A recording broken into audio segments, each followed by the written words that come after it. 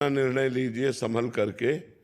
अगर आपका बुरा प्रारब्ध भोग भोगाना है तो असफलता ही मिलेगी, सफलता नहीं मिलेगी। जय श्री राधे। और आप ऐसे ही परिणाम को सोचे बिना भी कर्म कर ले, और अगर आपका पुण्य साथ दे रहा है तो आप विजय को प्राप्त होंगे, आप सफलता को प्राप्त होंगे। राधे। तो इसलिए परिणाम मंगलमय हो, नाम जप करो। राधा राधा इन राधा कर्मों से राधा। पिंड छूटे, शुभ और अशुभ कर्मों से, सुख और दुख से हम परमानंद में डूबे।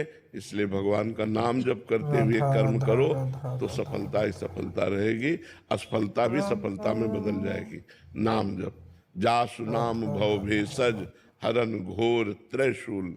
जिसका नाम भवरोग की अचूक औषधि है और तीनों तापों का नाश करने वाला है, उन राधा भगवान का नाम जप करो। राधा नाम राम कृष्ण हरि राधा, जो नाम प्रिय लगे राधा। वो नाम जप करो।